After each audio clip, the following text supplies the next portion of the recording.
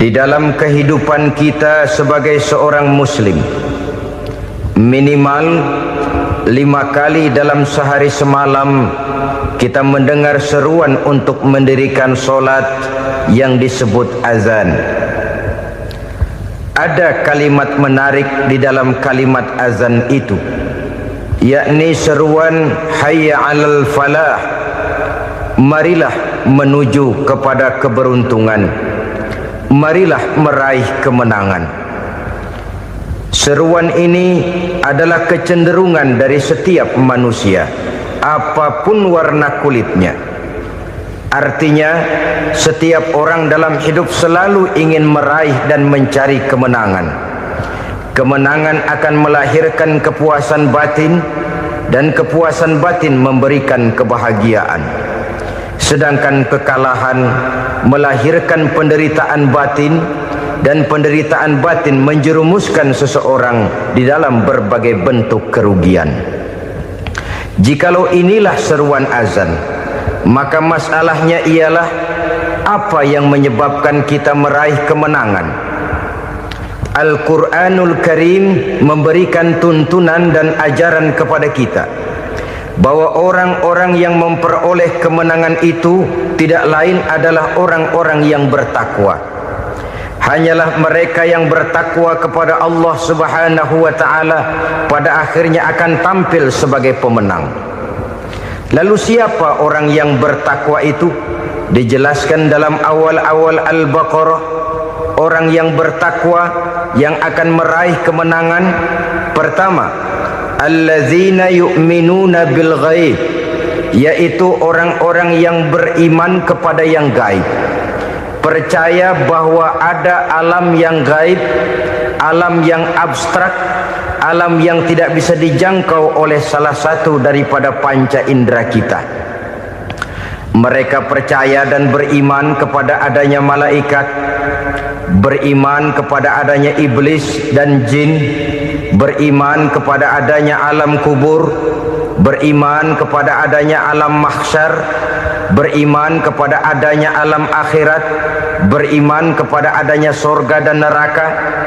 Beriman bukan cuma sekedar beriman dalam ucapan bibir saja, tetapi beriman yang nilai iman itu mampu mewarnai gerak dan gaya hidupnya. Iman yang meresap sampai ke tulang sumsum, kemudian memberikan dampak positif di dalam kehidupan manusia. Alam, kita tahu, adalah sesuatu yang selain Allah, dan Allah bukanlah alam. Apapun namanya selain daripada Allah, itu adalah alam. Alam pada hakikatnya terbagi menjadi dua. Ada alam syahadah, alam nyata, alam konkret, alam yang bisa dijangkau oleh salah satu indera kita. Kemudian ada alam ghaib, alam yang tidak bisa dijangkau oleh panca indera kita, alam metafisika, alam abstrak, alam yang wajib kita imani keberadaannya. Kita percaya bahwa malaikat itu ada, kita percaya kepada jin, bahwa jin itu ada, kita percaya kepada adanya iblis dan setan. Bukan percaya kepada iblis dan setannya, percaya bahwa iblis dan setan itu ada. Itu termasuk salah satu daripada sifat orang yang bertakwa kepada Allah. Saudara-saudara kaum muslimin rahimakumullah, kecenderungan pembangunan yang lebih bersifat materialistis biasanya menggeser aspek kehidupan rohani. Orang berpikir empiri, dan dalam pola pikir yang demikian maka alam gaib tidak lagi mendapat perhatian. Aspek kehidupan yang bersifat rohaniah malah mulai ditinggalkan. Akibatnya terjadilah kepincangan di dalam kehidupan kita. Pernah ada satu pengalaman pribadi dalam perjalanan kembali ke tanah air.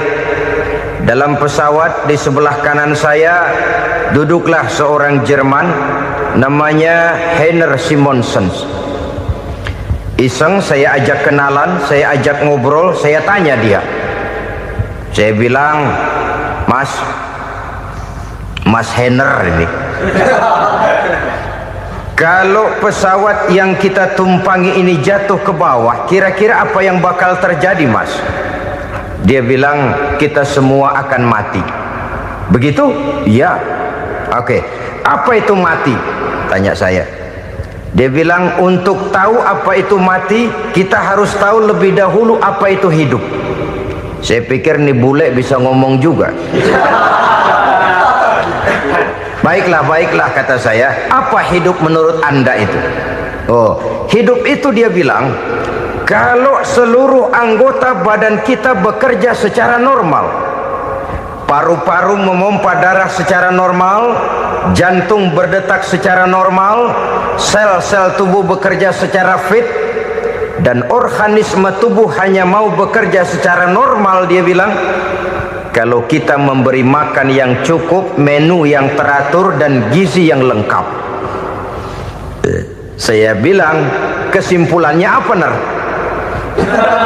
Dia jawab, hidup adalah dari tangan ke mulut.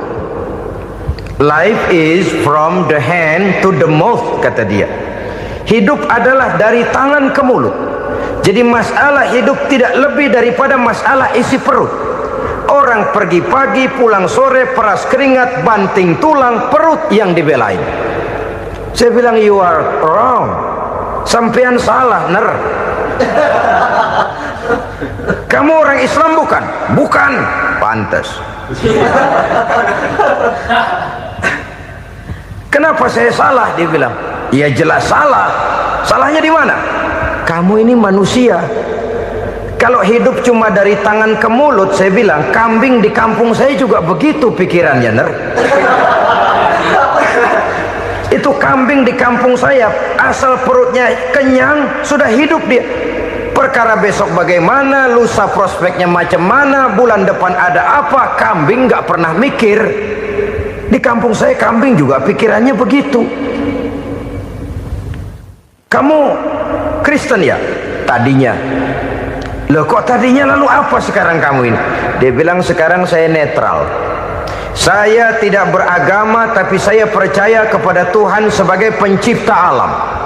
Saya ingat benar dia bilang, I haven't any religious, but I believe to God as the creator of the world. Kenapa bisa netral begitu, Ner? Habis saya bingung katanya. Islam bilang Islam baik, Kristen bilang Kristen baik, Hindu Buddha bilang Hindu Buddha baik, semua agama baik. Saya netral sekalian, nggak beragama. Yang penting saya percaya kepada Tuhan. Saya bilang, Ner, kamu ini kayak orang mau beli celana, lalu bingung. Yang satu bilang Levi's bagus, yang satu bilang Blue Jean hebat, yang satu bilang Wool England hebat. Celana ini hebat, celana itu bagus, celana ini hebat. Semua celana bagus, kamu bingung. Akhirnya netral, tidak pakai celana. Itu juga salah. Saya pikir-pikir, kemudian saya melihat bahwa dua pola berpikir Henner ini nampaknya sudah mulai menggejala di lingkungan masyarakat bangsa kita. Disadari atau tidak, secara jujur kita harus berkata, dua pola pemikiran Henner ini mulai berkembang di tengah masyarakat bangsa kita. Pertama, pola pikir materialisme. Hidup adalah dari tangan ke mulut. Masalah hidup tidak lebih masalah isi perut. Itu yang perlu dibela, dan disitulah arti kehidupan. Pergi pagi, pulang sore, peras keringat, banting tulang untuk mempertahankan perut. Kalau sudah kemari cara orang berpikir, maka buat apa percaya kepada yang gaib? Untuk apa sholat? Untuk apa puasa? Untuk apa zakat? Untuk apa menghadiri majelis taklim?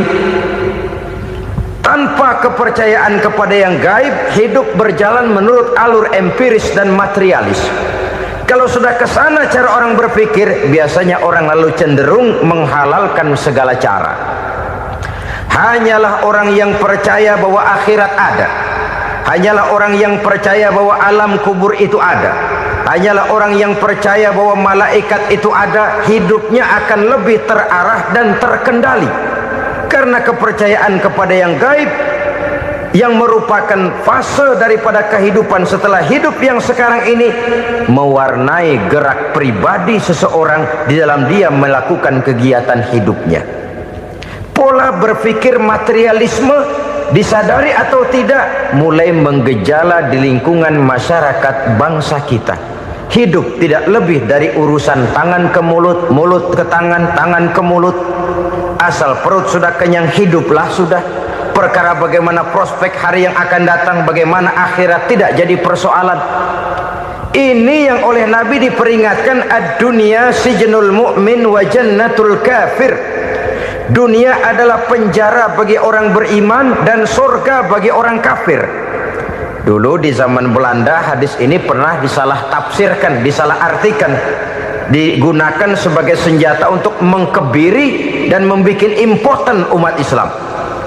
Sudahlah umat Islam gak usah macam-macam, kata Belanda. Dunia ini kan penjara buat orang Islam, surga buat orang kafir. Di penjara jangan bertingkah.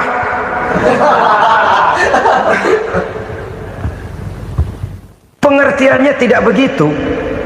Dunia adalah penjara bagi orang mukmin. Artinya dalam kehidupan dunia seorang mukmin tidak bebas memperturutkan hawa nafsunya. Di penjara hawa nafsunya. Sebaliknya surga bagi orang-orang kafir. Buat orang kafir surgalah dunia ini. Mereka bebas memperturutkan hawa nafsunya, dilarang tidak terlarang, dicegah pun tidak tercegah. Mereka hidup menurut alur bisikan nafsu mereka sendiri. Kemudian bila ajal datang, maut merenggut nyawa, selesailah surganya sampai di situ. Maka bagi orang-orang yang tidak percaya kepada adanya akhirat, kepada adanya alam gaib, surganya sebatas umurnya. Sekali lagi, surganya sebatas umurnya. Bila umur selesai, ajal pun datang merenggut nyawa, selesailah sudah surganya sampai di situ. Alangkah pendeknya perjalanan orang-orang yang tidak percaya kepada alam gaib ini. Bagi kita mukmin, jikalau kita mampu memenjarakan hawa nafsu, kita bisa bahagia di dunia ini. Dan Islam memang tidak menyuruh kita sengsara di dunia. Raih dunia, kejar dunia, gapai dunia sebagai alat untuk mencapai kebahagiaan di akhirat nanti. Hidup adalah satu perjalanan panjang yang terbentang sejak kita terlahir dari alam rahim sampai kepada alam akhirat nanti. Andai kata kita gagal meraih kebahagiaan di dunia, toh kita masih punya akhirat. Tapi jangan jadi dalil yang melemahkan semangat. Biarin dah kita di dunia kebelangsak, yang penting akhirat. Akhirnya dunia benar-benar kebelangsak. Bagaimana dunia ini bisa kita raih, dan bagaimana meraih dunia untuk menunjang kepentingan akhirat nanti. Yang kedua, dari pikiran Heiner yang saya lihat menggejala di lingkungan masyarakat bangsa kita, timbulnya manusia-manusia netral. Seolah-olah Tuhan yes, agama no. Sama Tuhan percaya, agama ogah. Tuhan ngangguk, giliran agama godeng. Padahal hampir dalam setiap ayat dalam Quran, kata-kata amanu biasanya bergandeng dengan wa amilus sholihat, iman dan amal soleh. Ini sebagai isyarat Tuhan dan agama jangan pernah dipisah-pisah. Apabila kita bertuhan, maka kita harus beragama. Apabila kita beragama, maka agama itu harus bersumberkan dari Tuhan yang kita imani itu. Tidak mungkin kita pisah, Tuhan yes, agama no. Sama Tuhan percaya tapi agama bikin sendiri. Sembayangnya cukup bengong 2 jam madep ngulon.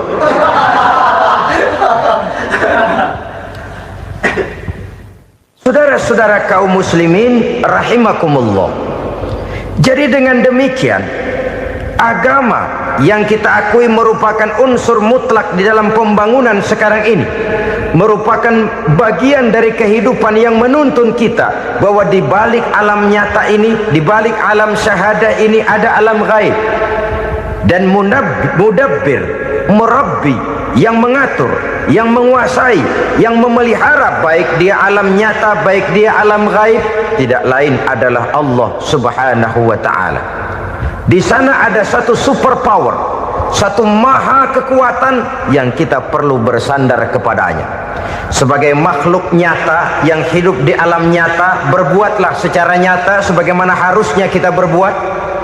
Karena Islam jelas bukan agamanya orang pemalas. Islam jelas bukan agamanya orang yang mengajarkan setelah selesai sholat boleh duduk, nggelenggem ayam-ayam, ndelohom, menghitung bintang di langit sambil menunggu keajaiban. Tidak. Islam adalah agama yang mengajarkan apabila sholat sudah selesai kamu kerjakan, bertebaranlah di permukaan bumi, cari karunia Tuhanmu. Jangan hidup berpangku tangan menunggu keajaiban. Karena hidup bukan undian. Jangan berharap untung besar tanpa mau peras keringat. Tapi di sebalik itu toh kita juga harus yakin bahwa di sisi usaha nyata yang kita lakukan ada satu super power, satu maha kekuatan gaib yang menentukan berhasil dan tidaknya usaha kita. Kepercayaan kepada hal semacam inilah yang mendorong kita untuk mempunyai sandaran vertikal, agar jikalau usaha ini berhasil kita tidak lupa diri dan lupa daratan. Jikalau usaha ini gagal kita tidak putus asa dan buruk sangka, tidak cupik pandangan dan sempit hati, tapi mampu melihat persoalan dengan kacamata putih sambil husnuzon kepada Allah Subhanahu wa ta'ala. Kita percaya malaikat itu ada yang namanya Raqib dan Atid, mengawasi gerak hidup kita sampai kepada gerak hati kita. Ini memberikan sugesti agar kita berhati-hati, tidak sejengkal tanah pun kita bisa berlindung dari pengawasan Raqib dan Atid. Ada Munkar Nakir yang akan menyoal kita di alam kubur. Ada malaikat Malik, penjaga neraka. Ada malaikat Ridwan yang menjaga surga. Kita percaya kepada adanya jin, kita percaya kepada adanya setan, iblis. Percaya kepada adanya, bukan mempercayai si setan, si iblis lalu menjadikannya sebagai teman. Tidak. Percaya bahwa mereka itu ada dan merupakan makhluk Allah yang gaib yang diciptakan Allah Azza wa Jalla. Kepercayaan kepada alam gaib memberikan motivasi terhadap gerak lahir manusia, sehingga dengan motivasi kepercayaan kepada yang gaib, gerak lahir jadi lebih terarah, jadi lebih terpelihara. Pernah seseorang bertanya, "Pak, apakah adanya akhirat bisa dibuktikan secara ilmiah?" Saya bilang tidak bisa, tidak bisa. Kenapa? Karena yang berangkat nggak pernah pulang kembali lagi. Kalau dia pulang kemari bisa kita tanya bagaimana enak di sono. Cuma secara moral saya katakan, lebih beruntung orang yang percaya kepada akhirat daripada yang tidak. Sekarang saudara percaya akhirat ada, lalu saudara baik-baik di dunia, sholat, puasa, zakat, menolong orang lain, menebarkan kebajikan. Saudara mati, andai kata akhirat tidak ada, toh dalam hidup saudara sudah berbuat baik. Paling tidak nama saudara akan dikenang sebagai orang baik. Sebaliknya, saudara percaya, kata saya, bahwa akhirat tidak ada, lalu hidup semau-maunya, tenggelam dalam maksiat dan munkarat, menentang Allah, tidak mau ruku dan sujud. Lalu saudara mati, kemudian akhirat ada, ayo mau apa? Bekal tidak punya. Jadi secara moral lebih beruntung orang yang percaya kepada adanya akhirat daripada yang tidak percaya. Dan itu alam gaib yang tidak bisa dibuktikan secara eksat. Jangankan untuk membuktikan seperti itu, dalam kehidupan sehari-hari saja yang kita rasakan tidak selalu berbentuk toh. Angin, bagaimana sih bentuknya angin? Kita tidak tahu. Merah, artinya kalau dikerok merah. Yang merah itu kulit, yang kulit kita bukan anginnya. Sakit, rasa sakit itu ada, tapi bagaimana bentuk sakit kita nggak pernah tahu. Kalau kita makan cabai pedas, bagaimana bentuk pedas itu tidak ada, tapi rasa ada. Bentuk pedas hijau, cabenya bukan pedasnya. Tidak semua yang kita rasakan bisa kita gambarkan dalam bentuk yang konkret. Oleh karena itu, sekali lagi bahwa kepercayaan kepada alam yang gaib mampu memberikan satu sugesti yang menata kehidupan seseorang lebih lurus, lebih terarah, dan lebih terkendali. Maka wajar kalau kepercayaan kepada yang gaib mengantarkan seseorang untuk meraih kemenangan. Kenapa? Dia percaya kepada yang gaib, bahwa akhirat ada, bahwa alam kubur ada, bahwa pertanggungan jawab itu ada. Maka dia lalu tidak hidup saenae udele dewe, itu loh. Tidak hidup menurut seleranya sendiri, terarah, teratur. Ini cirinya yang pertama. Orang bertakwa yang akan meraih kemenangan, mereka beriman, mereka percaya kepada yang gaib. Bahkan hal-hal konkret saja selalu berangkat dari yang gaib. Saudara-saudara, para remaja, para pemuda sekarang ini tidak pernah tahu toh siapa yang akan jadi teman hidup saudara. Kita bisa saja ngerancang, mentargetkan, tapi toh akhirnya yang namanya jodoh bukan kekuasaan kita. Rezeki di luar kemampuan kita. Begitu juga ajal, maut, jodoh, ajal adalah contoh-contoh konkret bahwa pada akhirnya yang gaiblah yang menentukan. Bertahun-tahun ngelancong, emang jodoh seret nggak jadi.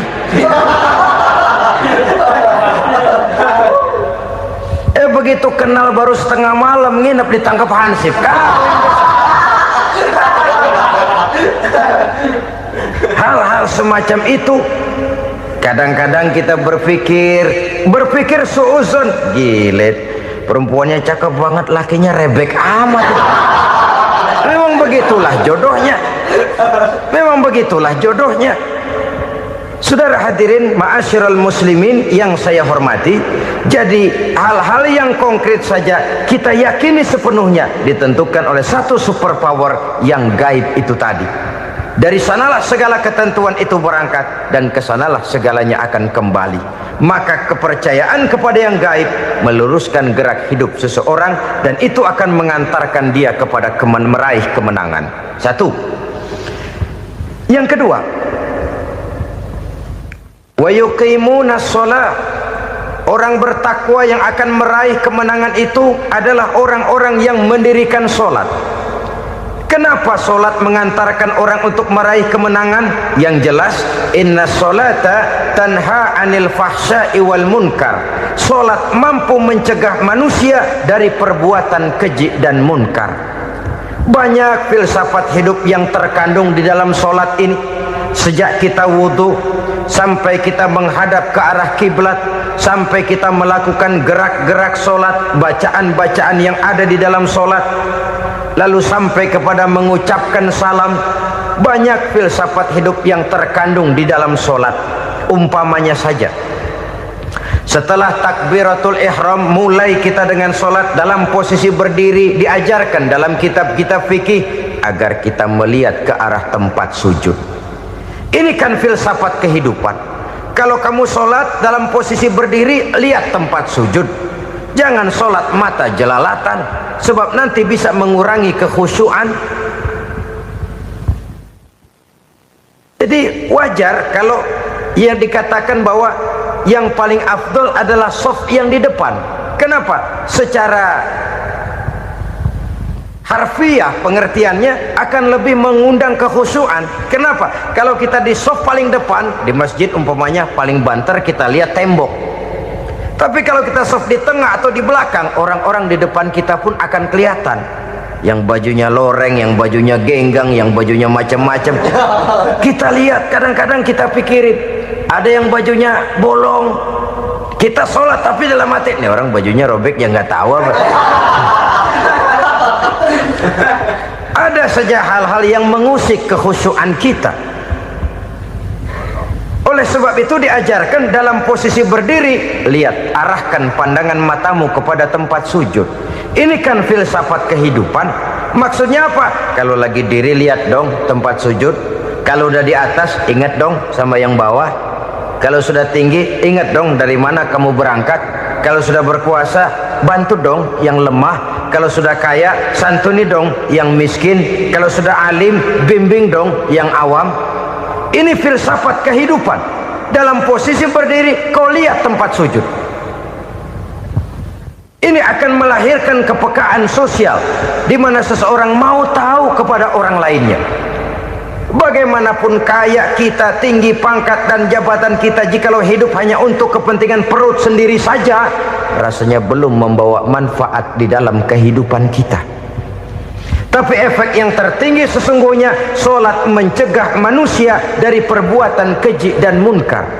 Perbuatan keji dan munkar, walaupun kelihatannya mendatangkan uang, membawa keuntungan, tapi itu keuntungan semu, keuntungan sementara. Dengan menipu orang lain kita bisa dapat untung, tapi tidak membawa berkah, dan itu adalah kerugian besar dalam kehidupan kita. Maka untuk meraih kemenangan harus dimulai dengan membentuk kepribadian yang tegar, memiliki sandaran vertikal yang langsung kepada Allah Subhanahu wa ta'ala, dan itu hanya bisa kita tempuh melalui jalur ibadah formal yang sudah ditentukan Allah, yakni solat yang 5 waktu. Untuk memperkuat itu ada solat-solat sunnah, rawatib, nawafil sebagai terminal kontrol cadangan untuk memelihara stabilitas temperatur batin di dalam kita berhubungan dengan zat yang maha gaib, yaitu Allah Subhanahu wa ta'ala. Orang sering bertanya, Pak, itu tetangga saya nggak sholat, duitnya nggak habis-habis, Pak. Nggak sholat tapi mobilnya tambah terus, nggak sholat tapi usahanya makin maju. Tapi di sisi lain ada orang yang rajin sholat, rezekinya butak bener, anaknya mana kurus, mana korengan. Saudara hadirin ma'asyiral muslimin rahimakumullah, harus saya katakan bahwa solat memang bukan untuk cari duit. Solat adalah sandaran vertikal kita kepada Allah. Sedangkan soal rezeki itu berkaitan dengan sifat Allah maha pengasih dan maha penyayang. Allah maha pengasih, siapapun dikasih kalau mau usaha. Allah maha penyayang, tidak semua orang disayang oleh Allah Azza wa Jalla. Dan belum tentu banyak harta itu merupakan nikmat. Mungkin juga istidraj. Artinya istidraj itu dikasih tapi diambulin, kalau bahasa Betawinya itu. Dikasih tapi diambulin, itu bukan merupakan nikmat sesungguhnya, lebih merupakan azab dari Allah Subhanahu wa ta'ala.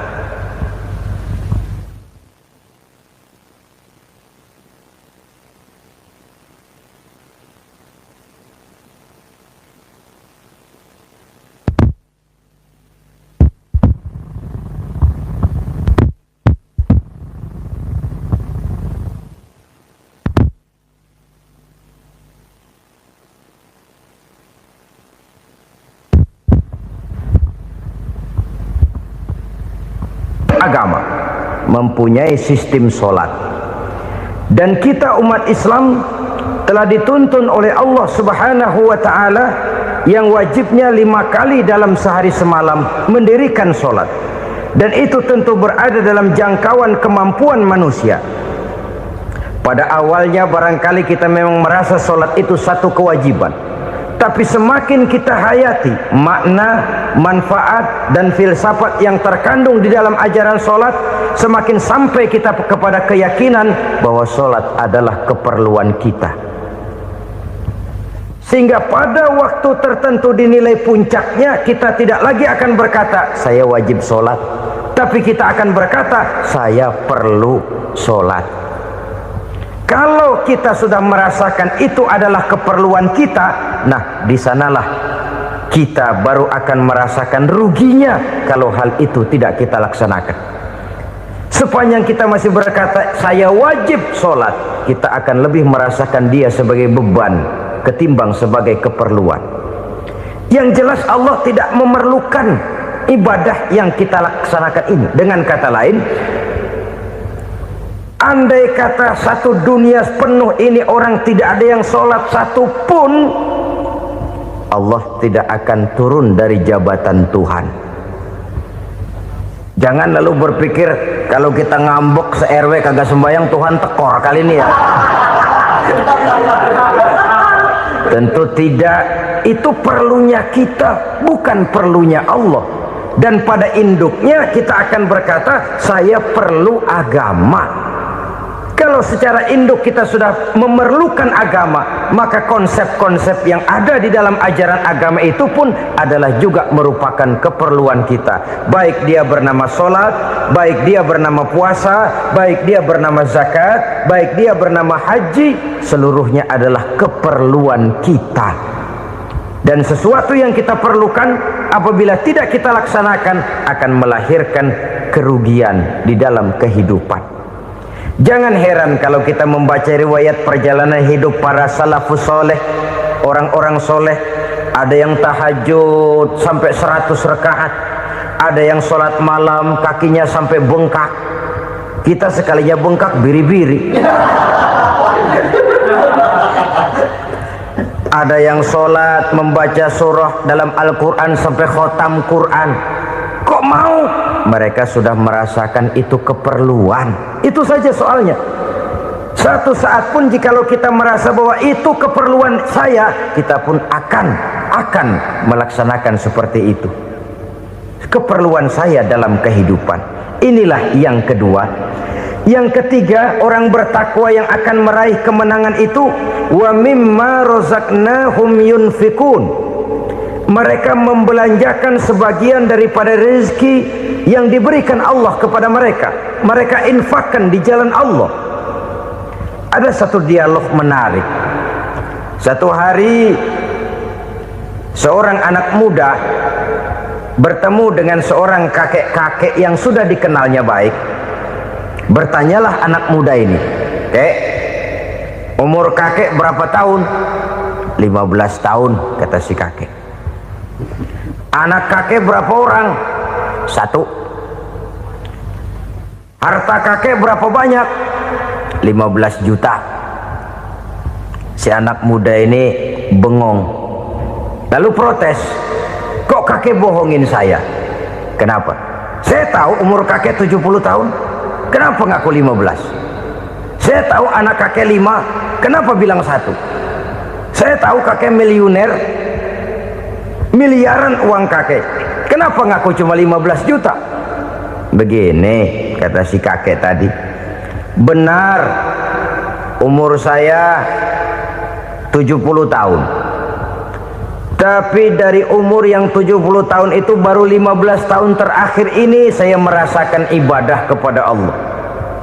Meninggalkan maksiat, jauh dari segala macam munkarat. Maka yang 15 tahun inilah yang benar-benar saya rasakan sebagai umur saya. Benar anak saya 5, tapi yang 4 susah diatur.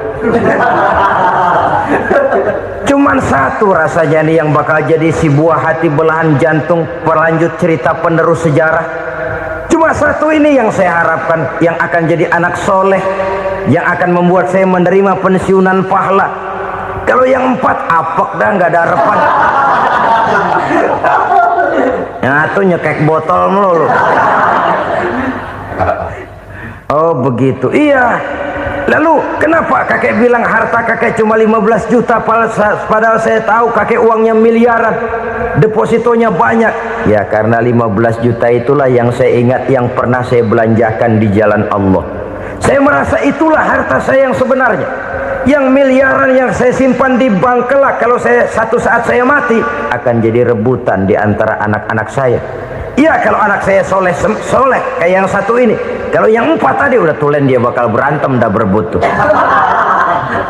Jadi 15 juta yang saya belanjakan di jalan Allah inilah yang saya merasakan benar-benar harta saya yang sesungguhnya. Dialog ini patut menjadi bahan renungan kita bersama. Diberikan kita umur 40, 50, 60, 70, 80. Berapa tahun dari umur yang diberikan itu yang jalan mulus, yang kita gunakan untuk melaksanakan ibadah? Banyak harta kita simpan di bank, di lemari, di dompet, di tas. Tapi berapa yang sudah kita depositokan di jalan Allah yang akan menemani kita di hari kita kembali nanti? Maka orang bertakwa yang akan meraih kemenangan, wa mimma razaqnahum yunfikun, mereka membelanjakan sebagian dari rezeki yang diberikan Allah di jalan Allah subhanahu wa ta'ala. Ma'asyiral muslimin rahimakumullah, zahirnya memang kita memberikan kepada orang lain, tapi hakikatnya kita menyimpan untuk diri kita sendiri. Kita memberikan kepada yatim piatu 25.000, zahirnya kita memberikan si yatim, hakikatnya kan kita cuma nyimpan. Saya berikan, titip kepadamu, ini untuk saya di akhirat. Kau boleh belikan baju, kau boleh belikan untukmu makan, kau boleh bayarkan sekolahmu, ini untuk saya. Hakikatnya kita nyumbang masjid 1 juta, zahirnya kita berikan kepada panitia masjid, tapi hakikatnya kan cuma titip 1 juta ya, untuk saya di alam kubur nanti. Silahkan kau boleh belikan semen, ini uang, belikan besi, belikan pasir, saya cuma sekedar titip untuk kepentingan saya. Hakikatnya kita cuma sekedar menitip. Sebagaimanapun pada hakikatnya, apapun yang kita miliki dalam kehidupan kan cuma sekedar hak guna pakai, bukan hak milik mutlak. Harta kita, rumah kita, kendaraan kita, kebun kita, pabrik kita, hak guna pakai saja. Hak milik mutlak cuma untuk Allah subhanahu wa ta'ala. Saudara-saudara kaum muslimin rahimakumullah, ini yang ketiga. Kemudian yang keempat, orang-orang bertakwa yang akan meraih kemenangan, allazina yu'minuna bima unzila ilaika, mereka yang beriman, mereka yang percaya kepada apa yang telah diturunkan kepadamu Muhammad, ay Al-Quran, yakni Al-Quranul Karim. Setelah percaya kepada yang gaib, mendirikan solat, kemudian menginfakkan sebagian dari rezeki yang diberikan Allah, mereka juga lalu percaya kepada yang diturunkan terhadap Nabi, yaitu tidak lain Al-Quranul Karim. Sekali lagi di sini, percaya bukan hanya sekedar percaya saja, tetapi percaya lalu menjadikan Al-Quran itu sebagai pedoman hidup. Sebab memang Al-Quran itu adalah GBHM, garis-garis besar haluan muslim. Apa yang harus kita lakukan, apa yang harus tidak kita lakukan, bagaimana mestinya kita bertingkah laku dan berbuat, seluruhnya tercantum di dalam Al-Quranul Karim. Itu sebabnya ketika satu hari Aisyah ditanya bagaimana akhlak Rasul, beliau menjawab, kana Rasulullah sallallahu alaihi wasallam khuluquhul Quran. Akhlak daripada Rasulullah tidak lain adalah Al-Quran. Jawaban simpel ini memberikan gambaran bahwa keseluruhan daripada konsepsi Quran sudah diterjemahkan dalam kehidupan Rasulullah sallallahu alaihi wasallam. Karena kita tahu akhlak adalah keseluruhan dari gerak hidup manusia, sejak ia berpribadi, berumah tangga, bertetangga, bermasyarakat, sampai kepada berbangsa dan bernegara. Al-Quran tetap memberikan sentuhan nilainya. Oleh karenanya, orang-orang yang bertakwa adalah orang-orang yang menjadikan Al-Quran sebagai pedoman dalam kehidupannya. Dan kita yakini Al-Quran diturunkan kepada Nabi Muhammad bukan merupakan produk Nabi Muhammad. Isi dan redaksinya langsung dari Allah subhanahu wa ta'ala. Kemudian cirinya yang kelima, orang bertakwa yang akan meraih kemenangan itu, wa ma unzila min qablika, tidak hanya sekedar percaya kepada yang diturunkan terhadap Nabi Muhammad yaitu Al-Quran, mereka juga percaya kepada apa yang pernah diturunkan kepada para nabi, kepada para rasul sebelum Nabi Muhammad. Percaya kepada adanya suhuf, percaya kepada adanya Taurat, percaya kepada adanya Injil, percaya bahwa Allah dahulunya sudah menurunkan Taurat kepada Musa, percaya bahwa Allah sudah menurunkan Injil kepada Isa, percaya Injil ada, Taurat ada, diturunkan Allah untuk Isa dan Musa, tetapi tidak wajib mengamalkannya karena kita sudah diberikan Al-Quranul Karim. Ini yang perlu saya garis bawahi. Kita percaya Allah telah menurunkan Injil dahulu kepada Isa. Kita percaya bahwa Allah telah menurunkan Taurat dahulunya kepada Nabi Musa. Kadang-kadang ini dijadikan dalih, dikacaukan pengertiannya. Quran saja mengajarkan bahwa orang yang bertakwa harus percaya kepada Injil, maka pakailah Injil. Apalagi kalau ayat sebelumnya ditilap, dihapus, dihilangkan, Injilnya yang ditekankan, maka akan terjadilah penekanan yang salah arah.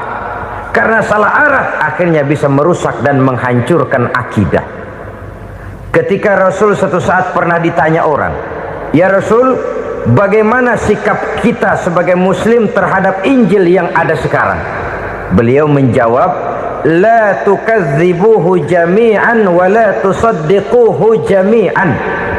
Jangan didustakan seluruhnya, jangan juga dibenarkan semuanya.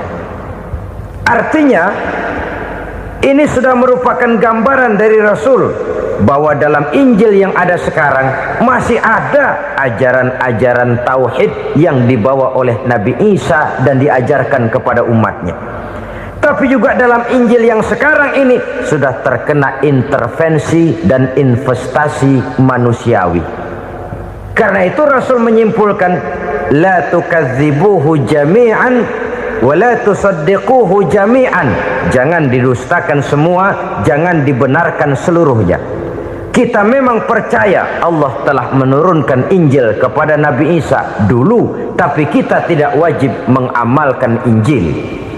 Kita percaya Allah telah menurunkan Taurat kepada Nabi Musa, tapi kita tidak wajib mengamalkan kitab ajaran Taurat. Yang wajib kita percayai dan kita amalkan hanyalah Al-Quranul Karim. Kenapa? Oleh karena baik yang ada di dalam Taurat, baik yang ada di dalam Injil, tentu tercakup di dalam Al-Quran sebagai kitab terakhir yang diturunkan oleh Allah Subhanahu wa Ta'ala. Dan itu wajar. Kalau seorang pejabat mau mengeluarkan satu keputusan baru, tentu dia harus meninjau keputusan-keputusan lama. Andai kata dianggap tidak berlaku, dianggap tidak relevan lagi, maka keputusan-keputusan lama itu tentu sudah dianggap tidak berlaku. Sebagian daripada aturan-aturan dalam keputusan lama yang masih dianggap relevan tercantum dalam keputusan baru yang wajib diamalkan. Begitulah hubungannya antara Al-Quran, Taurat, Zabur, dan Injil. 4 kitab samawi yang diturunkan Allah masing-masing kepada Zabur untuk Nabi Daud, Taurat untuk Nabi Musa, dan Injil untuk Nabi Isa alaihi wassalatu wassalam. Ketiga-tiga kitab itu kita percayai adanya. Kita yakini Allah telah menurunkan Zabur, Taurat, dan Injil, tapi kita tidak wajib mengamalkannya. Yang wajib kita mengamalkannya sekarang ini tidak lain hanyalah Al-Quranul Karim saja, karena ia mencakup apa yang ada di dalam Zabur, apa yang ada di dalam Taurat, dan apa yang ada di dalam Injil.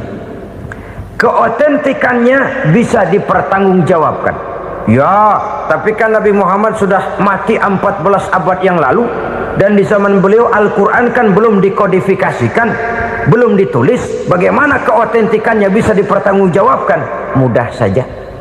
Allah berjanji, inna nahnu nazzalna dzikra wa inna lahu lahafizun.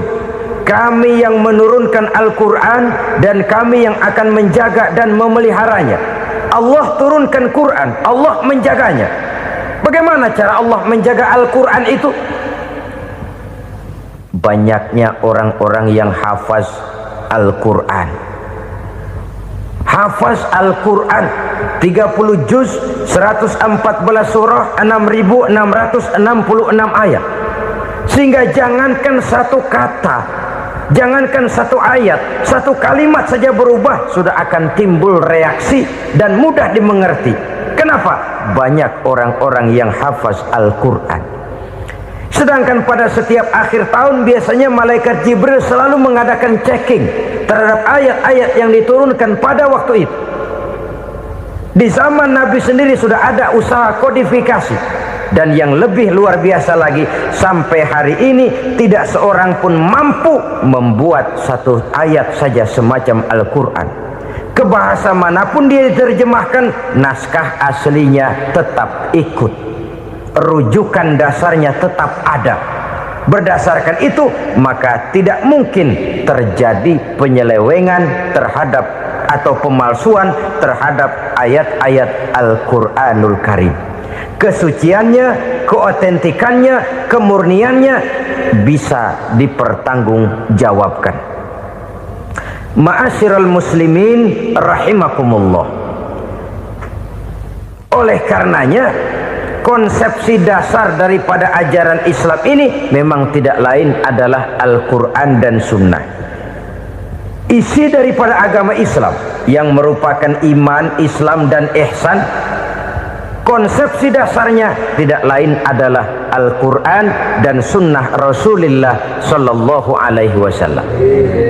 Maka yang kita perlukan sekarang ini adalah terjemahan Al-Quran di dalam kehidupan kita. Dengan demikian, maka gaya kehidupan yang lebih Qurani itulah yang kita dambakan. Kita perlu memang terjemahan Quran dalam bahasa Inggris, dalam bahasa Belanda, dalam bahasa Jepang, tapi yang lebih kita perlukan adalah terjemahan Quran di dalam kehidupan kita. Konsekuen, tidak memanipulasi, ringan sama kita jinjing, berat sama kita pikul. Jangan kalau lempengan ayat Quran tuh kira-kira enak diamalin, keras teriakan kita. Giliran kira-kira ayat Quran itu mukul kepala kita sendiri, diam kita. Itu ciri yang pernah disindir Allah dalam awal-awal Baqarah juga. Ciri beragamanya orang yang munafik. Kullama adha'a lahum masyawfih, kata Allah. Wa iza azlama alaihim qamu. Apabila terang mereka jalan, apabila gelap mereka berhenti. Artinya, kalau kira-kira di Islam nguntungin, rame-rame pada teriak Islam. Tapi ketika diminta untuk berjuang, ketika dituntut untuk berkorban, rame-rame mengundurkan diri. Nasib agama tidak ubahnya seperti daun pisang yang dikait orang di tepi jalan lantaran tak berpayung di ketika hari hujan. Manakala hujan usailah sudah, daun itu pun dicampakkan di tepi jalan, diinjak pula orang nan lalu. Artinya, orang menjadikan agama cuma sebagai lipstick, decoration only, tidak konsekuen. Hanya pada saat-saat kelihatannya Islam membawa keuntungan, rame-rame orang teriak-teriak tentang Islam. Tapi jikalau diminta berjuang, jikalau dituntut untuk berkorban, biasanya rame-rame juga mengundurkan diri. Jangan heran kalau mayoritas hitungan kita, tapi minoritas peranan kita. Kuantitas kita dalam jumlah, tapi dalam kualitas kita lebih sering jadi penonton daripada jadi pemain. Padahal itu sangat tidak boleh terjadi. Umat Islam di Indonesia harus bangkit. Umat Islam di Indonesia harus sadar akan keberadaannya. Tidak boleh hanya jadi penonton berpangku tangan, karena memang agama kita juga mengajarkan untuk konsekuen di dalam menjabarkan ajaran-ajaran daripada agama kita. Kita sering jatuh menjadi umat yang lemah oleh karena kita ini tidak pandai menggalang kebersamaan yang diakibatkan tidak konsekuennya kita. Diistilahkan bahwa umat Islam di dalam menggalang kebersamaannya itu harus seperti orang main sepak bola. Saudara-saudara kan tahu orang main sepak bola itu. Orang main sepak bola, kalau pertandingan belum dimulai sih silakan saja kumpul di luar lapangan, atur strategi yang baik. Tapi kalau pertandingan sudah dimulai, turun ke lapangan hijau, jangan kumpul terus. Ada sepak bola gotong royong, mundur-mundur rame-rame, depan ke depan kumpul melulu mainnya. Kalah. Orang main sepak bola itu ya harus ada penyerang tengah, harus ada penjaga gawang, harus ada strikernya, harus ada kiri luarnya, kanan dalamnya yang jadi backnya. Posisi boleh bermacam-macam, tapi yang penting saling ngoper untuk menggolkan gawang lawan. Begitulah umat Islam ini. Boleh ada yang jadi pejabat, boleh ada yang jadi pengusaha, boleh ada yang jadi petani, silakan ada yang jadi seniman, ada yang jadi penyair, ada yang jadi artis sekalipun. Tapi kalau sudah berhasil menguasai bola, jangan lupa operannya. Operan itu yang langka. Kita ini muslim kadang-kadang kalau sudah memegang menguasai bola, kalau belum mau mampus, belum mau ngoper. Nanti kalau sudah nggak punya bola, baru mau ngoper. Kalau sudah dengar-dengar mau dekat pensiun, baru mau jihad, baru mau berjuang, baru mau ngurus pesantren. Tanda tangan sudah tidak laku, memo sudah tidak dihargai, baru mau berjuang. Kemarin kemana, Mas? Kita tidak pandai memanfaatkan posisi. Dengan kata lain, kalau kembali kepada persoalan kita, konsekuensi kita terhadap agama yang kita anut ini belum ideal. Kita masih lebih sering berislam ini pada saat-saat yang menurut perhitungan kita membawa keuntungan. Tapi kalau diminta berjuang, dituntut berkorban, yang itu pun hakikatnya adalah untuk kepentingan kita juga. Allah tidak pernah menuntut kita untuk jihad bagi kepentingan Allah, itu tidak. Berjuang menegakkan agama Allah, apakah untuk kepentingan Allah? Tidak. Untuk kepentingan kita. Sebab nilai-nilai jihad itu pada akhirnya akan membawa kita kepada satu kebahagiaan. Setidaknya kalau tidak di dunia, tentu di akhirat sebagai syahid. Oleh karena itu, pada bagian akhir ini saya ingin mengajak, marilah kita konsekuen. Sekali kita berkitabkan Al-Quranul Karim, mari dia kita jadikan pedoman. Jangan cuma kita jadikan sebagai penghias dinding, pelengkap rumah, bahwa di rumah kita ada Al-Quran, tapi yang baca kecoa. Habis pada bolong tuh Quran. Yang penting kan punya Quran. Ditaruh di pintu rumah. Biar apa? Biar kuntilanak kagak masuk katanya. Ya apa itu nasib Quran, cuma kerjanya jaga pintu, ngusir kuntilanak, ngusir memedi. Bagaimana kita hidup menurut tuntunan Al-Quran? Kadang-kadang tidak pernah menjadi masalah bagi kita. Maka bagaimanakah Al-Quran akan mungkin membawa keberkahan dalam hidup kalau ajarannya kita injak-injak dalam keseharian kita? Mewujudkan gaya hidup yang lebih Qurani, itulah yang akan kita rintis di dalam kehidupan kita, bertahap, step by step, menurut kemampuan yang ada pada kita. Jika jalan ini tidak bisa kita selesaikan, percayalah akan ada generasi penerus yang akan melanjutkan usaha dan cita-cita mulia itu. Jadi percaya kepada Taurat, percaya kepada Injil, sekedar percaya Allah dahulunya sudah menurunkan itu, tapi kita tidak wajib mengamalkannya. Kenapa? Generasi Injil masa berlakunya sudah kedaluarsa. Taurat masa berlakunya sudah kedaluarsa. Injil pernah berlaku untuk orang Nasrani di zaman Nabi Isa. Taurat pernah berlaku untuk orang Yahudi di zaman Nabi Musa. Setelah generasinya berlalu, datang Rasul penutup yang membawa Al-Quranul Karim. Maka Al-Quran itulah yang berlaku menjadi pedoman sampai hari akhir nanti. Jangan jauh dari Al-Quran, karena apabila ini kita lakukan, maka kita akan kembali kepada satu gaya hidup yang jauh dari tuntunan agama, dan itu artinya kita akan semakin jauh untuk meraih kemenangan. Saudara-saudara kaum muslimin rahimakumullah, yang keenam, yang terakhir, orang-orang bertakwa yang akan meraih kemenangan itu wabil akhirati hum yuqinun. Mereka percaya, mereka yakin seyakin-yakinnya akan adanya hari akhir, di mana seseorang akan mempertanggungjawabkan seluruh perbuatannya di dalam hidup ini, dan tidak ada satu perbuatan yang bagaimana kecilnya sekalipun yang tersembunyi dalam pandangan manusia yang tidak akan dibukakan persoalannya di mahkamah Qadi Rabbul Jalil di akhirat nanti. Itulah sebabnya maka percaya kepada akhirat disebut secara khusus.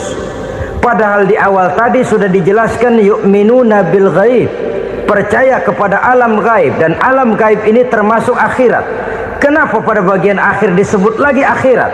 Karena ternyata bahwa kepercayaan kepada adanya akhirat merupakan induk dari kepercayaan terhadap adanya malaikat, setan, jin dan lain sebagainya, dan akan lebih memberikan sugesti dalam kehidupan manusia untuk meluruskan gerak hidupnya. Jikalau satu saat tergerak hati akan berbuat kejahatan, ingin mencuri, sadarlah, awas ada akhirat. Sebab kalau kita cuma teriak awas ada polisi, itu cuma tertunda sementara. Begitu polisi meleng, embat. Kalau kita ingin berbuat jahat cuma berteriak awas ada hansip, cuma sementara ketika hansip itu ada. Tapi kalau ceritanya awas ada akhirat, mau menyeleweng awas ada akhirat, mau berjudi awas ada akhirat, mau mencuri awas ada akhirat. Keyakinan yang akan meluruskan gerak hidup manusia sehingga gerak itu jadi lebih terarah dan terkontrol, tidak merugikan baik diri sendiri, lebih-lebih orang lain. Ternyata bahwa kepercayaan kepadanya adanya hari akhirat sanggup menjadi sumber daya kontrol dari kehidupan manusia, sehingga ia tidak terjebak dalam perbuatan maksiat dan munkarat. Saudara-saudara kaum muslimin, inilah saja yang kita bicarakan pada pertemuan kali ini. Semoga Allah subhanahu wa ta'ala memberikan kekuatan zahir dan batin kepada kita untuk dapat meraih kemenangan dengan beriman kepada yang gaib, mendirikan solat, membelanjakan sebagian dari rezeki yang diberikan Allah, percaya kepada Al-Quran, beriman kepada kitab-kitab yang diturunkan sebelum Al-Quran, lalu meyakini adanya hari akhirat. Saya percaya kepada sesuatu yang saya mengerti, sesuatu yang boleh dipelajari sejak TK sampai perguruan tinggi, sejak anak-anak sampai kakek nenek. Saya bukan percaya kepada sesuatu yang saya tidak mengerti tapi yang harus saya percaya. Saya justru percaya kepada sesuatu yang memang saya mengerti. Saudara-saudara, demikianlah bahwa Tuhan dalam Islam adalah Tuhan yang terbuka, rasional, boleh dipelajari sejak kakek-kakek sampai anak-anak, sejak TK sampai kepada perguruan tinggi. Lalu yang kedua, masih menurut kata dia, saya adalah pengagum Amerika, dia bilang, sebagai penegak hak-hak asasi manusia, sebagai pahlawan demokrasi yang pagi-pagi sudah mencanangkan di dalam dia punya Declaration of Independence bahwa semua manusia dilahirkan sama, all men are created equal. Saya kagum dengan itu, sampai pada satu saat menurut cerita dia, saya berada di New York, saya mau masuk sebuah restoran, saya tertegun ketika saya akan masuk. Di pintu restoran itu tertulis white only, white only, hanya melayani kulit putih. Artinya sing kulite ireng minggir. Saya gelo, saya nelongso, bahasa Inggrisnya. Katanya all men are created equal, semua manusia dilahirkan sama. Lah ini kok tegel-tegele, kok sampai hati bikin tulisan hanya melayani kulit putih. Sampai saya melihat dalam Islam ini betapa si kulit putih dan si kulit hitam duduk saling berdampingan. Masjid menjadi simbol semangat kebersamaan mereka. Siapapun masuk masjid buka sepatu, di sana mereka menghadap ke arah yang sama, menyembah Allah Tuhan yang sama, mengikuti cara Rasul yang sama, melakukan gerak yang sama, membaca bacaan yang sama, dengan bahasa yang sama. Persaudaraan seperti inilah yang lama saya dambakan. Ini kenapa saya memilih Islam. Saudara-saudara kaum muslimin, saya ingin menggunakan cerita ini sebagai pengantar bahwa salah satu misi Islam memang membebaskan manusia dari ras diskriminasi. Nabi menyatakan, innallaha la yanzuru ila suwarikum wa amwalikum walakin yanzuru ila qulubikum wa a'malikum. Sungguh Allah tidak melihat tampangmu, Allah tidak melihat potonganmu, Allah juga tidak melihat hartamu. Yang Allah lihat adalah hati dan amal perbuatanmu. Islam membebaskan manusia dari ras diskriminasi. Dari manapun orang datang, apapun warna kulitnya, dari suku apapun ia dilahirkan, akidah mengikatnya dalam satu persaudaraan yang mesra, persaudaraan Islam. Nilai manusia dengan demikian bergantung kepada ketakwaannya. Takwa, seperti kita tahu, adalah bahasa Quran yang sudah menjadi bahasa kita. Sedemikian sering kalimat ini dipakai, sampai-sampai ia mengalami pergeseran dari arti yang sebenarnya. Takwa, sejauh yang kita baca dari peninggalan para ulama kita, mempunyai konotasi imtithalul awamir wajtinabun nawahi, melaksanakan seluruh yang diperintah Allah dan meninggalkan semua yang dilarangnya. Apa perbedaan prinsipnya? Kalau melaksanakan perintah itu sesuai dengan kemampuan, tapi menjauhi larangan itu mutlak. Enak kalau ada ayat jauhilah larangan Allah semampu kamu, enak. Yang semampu kita itu melaksanakan perintah, tapi kalau sudah meninggalkan larangan mutlak, jauhi, tinggalkan. Disitulah nilai ketakwaan seseorang. Ini kan enggak, karena takwa digunakan oleh semua orang, akhirnya artinya bergeser. Semua ngomong takwa. Pejabat kalau dilantik bertakwa, bertakwa, bertakwa, sampai membleh bertakwa.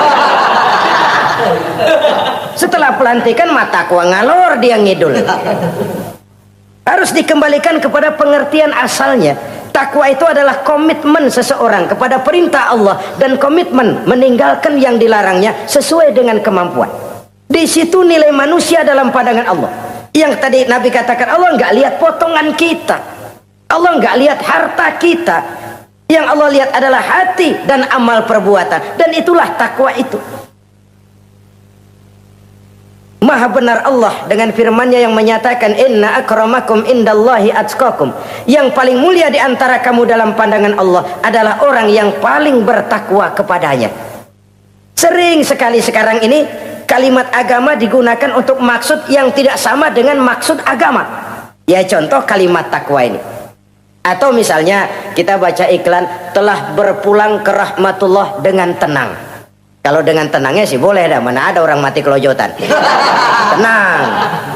Tapi ke rahmatullah. Rahmatullah itu kan artinya kasih sayang Allah. Kasih sayang Allah itu kan surga. Kalau bajingan mati, enggak ke rahmatullah pulangnya. Kalau mau jujur mestinya telah pulang ke neraka.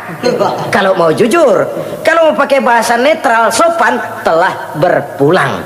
Begitu sajalah. Pulang kemana? Ya sesuai dengan amalan dia. Tapi kita kadang salah kaprah menggunakan kalimat rahmatullah untuk yang tidak baik. Termasuk di dalamnya penggunaan kalimat takwa ini. Padahal disinilah nilai manusia dalam pandangan Allah. Kalau manusia dinilai dari potongannya, oh bintang film nomor 1 masuk surga.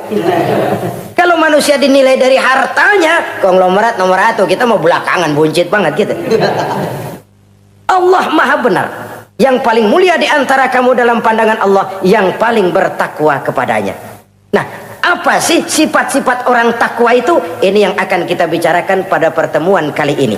Berangkat dari surah Al-Baqarah ayat 3 sampai dengan ayat 5. Kita akan melihat 5 tanda orang-orang takwa itu. Apa dia? Pertama, alladzina yu'minuna bil ghaib. Orang yang bertakwa adalah orang yang beriman kepada hal-hal yang gaib. Kita tahu bahwa yang ada ini kan cuma 2 saja pada hakikatnya. Pertama Allah, dan yang kedua alam. Allah adalah apa yang selain alam. Yang selain alam itu ya Allah namanya. Allah itu bukan alam, dan alam bukannya Allah. Allah disebut Khalik, alam disebut makhluk. Kemudian alam ini kan ada 2 macam. Ada alam nyata, ada alam gaib. Ada alam syahadah, ada alam gaib. Alam nyata kita sebut dengan alam fisika, dan alam gaib kita namakan dengan alam metafisika. Termasuk dalam alam gaib ini kita wajib beriman. Akhirat, alam gaib, kita percaya akhirat itu ada. Alam kubur, alam gaib, kita yakini keberadaannya. Malaikat, alam gaib. Jin, alam gaib. Setan, genderuwo, memedi, kuntilanak, tuyul. Kita percaya kepada iblis, percaya bahwa iblis itu ada. Kita percaya kepada malaikat, percaya bahwa malaikat itu ada. Dan kepercayaan ini sudah nature. Kalau kita lihat dalam dunia animisme, orang dahulu menyembah pohon sebenarnya kan karena dia percaya bahwa pohon punya kekuatan. Kekuatan itu yang disembah untuk mengharap manfaatnya atau terhindar dari bahaya yang bisa ditimbulkannya. Orang menyembah api karena percaya di balik api itu ada kekuatan. Orang menyembah lautan begitu, orang menyembah gunung begitu. Nah, Islam mengarahkan ini kepada hal-hal yang lebih konkret. Percaya kepada alam gaib. Bahwa di balik alam nyata ini ada alam yang tidak nyata. Apakah itu namanya akhirat, alam barzah, malaikat, jin, itu semua termasuk di dalam alam yang gaib. Orang yang bertakwa, alladzina yu'minuna bil ghaib. Dia percaya kepada yang gaib-gaib itu. Percaya tentang adanya. Bukan percaya kepada iblis lalu ngikutin si iblis, bukan. Kita percaya yang namanya iblis itu ada. Setan itu ada, jin itu ada, malaikat itu ada, alam kubur itu ada. Sebagai makhluk yang diciptakan oleh Allah dan Allah sebagai khalik. Baik alam syahadat, baik alam gaib, penciptanya tetap Allah Subhanahu wa ta'ala.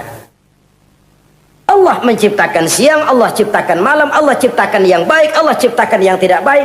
Apa perlunya? Ada manfaatnya untuk keseimbangan dalam alam ini.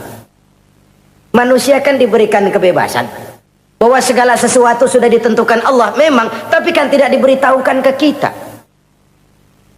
Alam naj'al lahu 'ainaini wa lisana wa syafatain. Bukankah kami berikan kamu dua mata, dua telinga, lidah? Bukankah kami berikan kamu kemampuan untuk berpikir? Kami berikan tunjukkan dua jalan yang baik, yang tidak baik.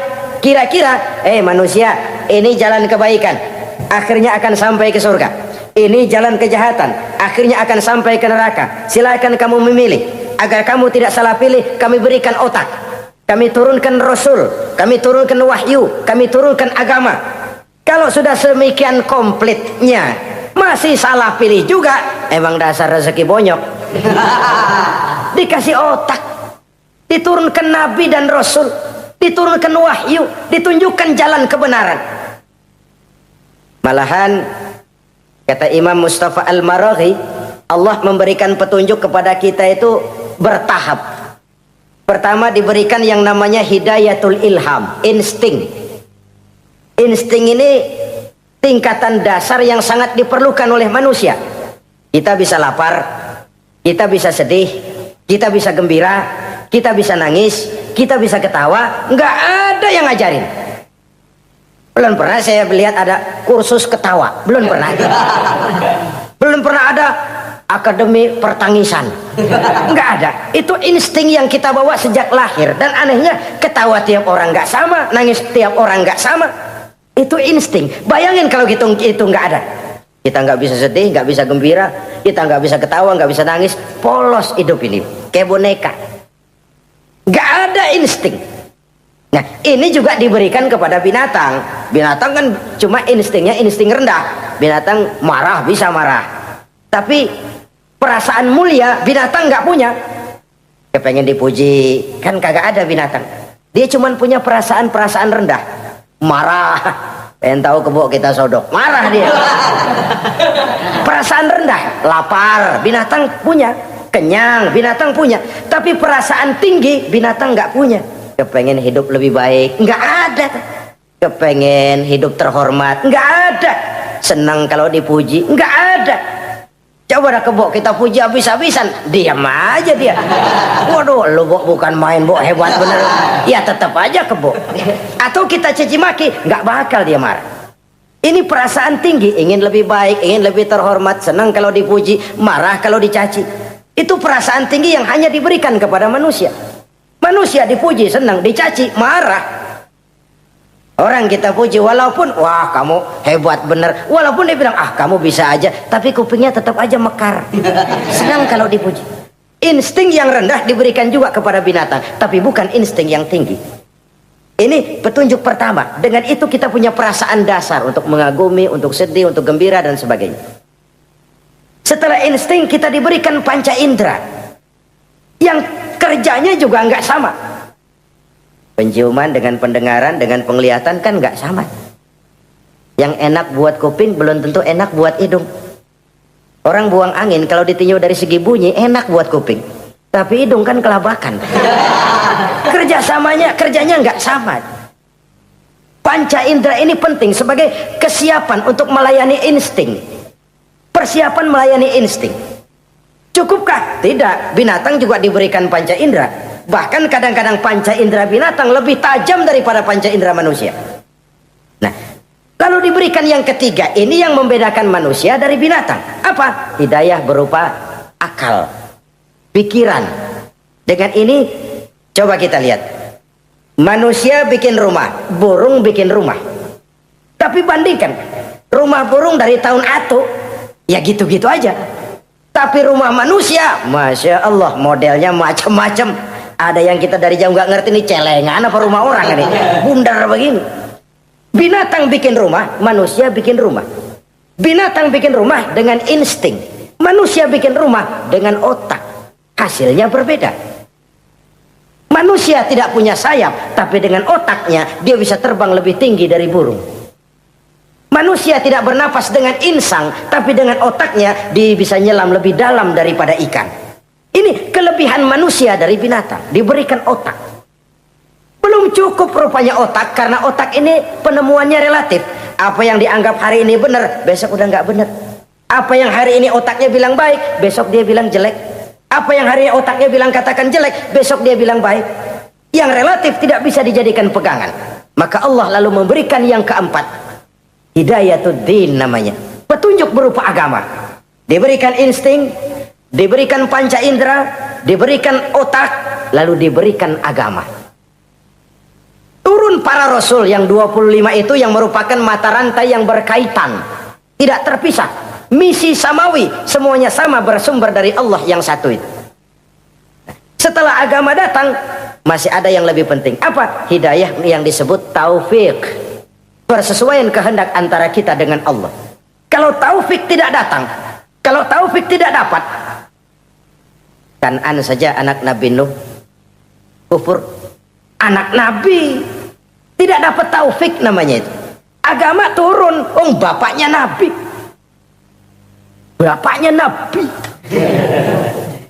Azar, ayahnya Nabi Allah Ibrahim, tidak mendapat taufik.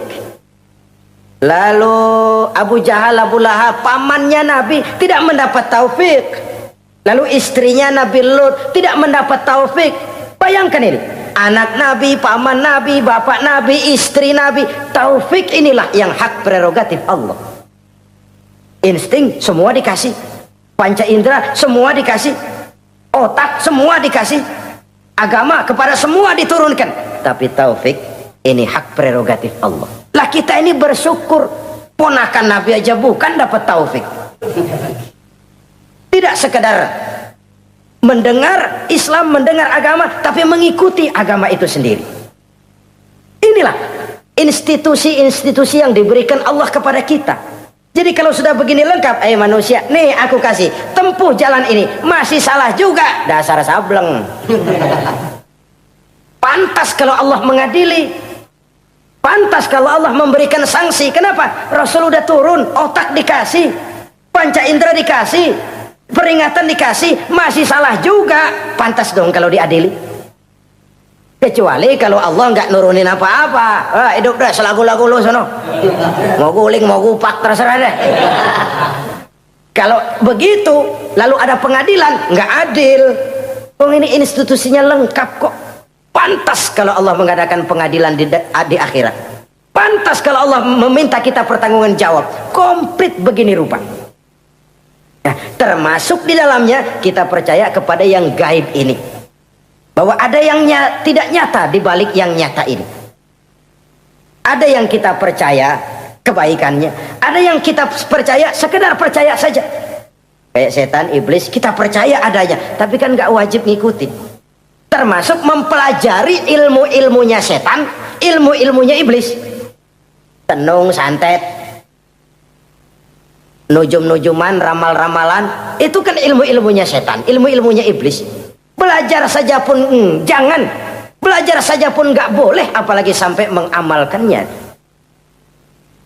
Karena tatkala kita belajar apalagi mengamalkan, kita sudah bersekutu dengan setan dan iblis. Nauzubillah summa nauzubillah. Ini yang pertama. Jadi orang yang bertakwa itu sifatnya yang pertama, dia percaya kepada yang gaib. Di balik yang nyata ada yang tidak nyata. Lah, saudara-saudara, jangankan yang alam seperti ini ya, alam kubur, alam akhirat. Masih di alam nyata ini saja ada sesuatu yang hanya kita bisa rasakan tapi nggak bisa kita lihat, nggak bisa kita pegang. Contohnya angin. Ada tuh, kita rasain tapi kan nggak bisa kita pegang. Bentuknya bagaimana kita nggak tahu. Wah, merah pak, kenapa? Buktinya dikerok. Itu mah merah kerokan, bukan warna angin merah. Sesuatu yang ada tapi hanya bisa kita rasakan. Pedas, makan cabai pedas. Pedas itu ada, tapi kan abstrak. Mana sih pedasnya? Nggak bisa kita pegang, nggak bisa kita lihat, tapi kita rasain. Oh, itu yang hijau mah cabai, Mang. Pedasnya mana pedasnya? Sesuatu yang cuma ada rasa, tanpa bentuk, tanpa bisa kita jamah. Ini satu langkah untuk mengantar kita memahami yang gaib. Yang masih dalam alam nyata saja ada sesuatu yang kita cuma merasakan adanya, tapi kita nggak bisa lihat, kita nggak bisa pegang. Makanya ada orang tanya, Pak, itu kalau orang mati dibacain Fatihah di sono apa pahalanya nyampe tuh? Saya jawab, kalau ente nggak percaya mati dulu dah.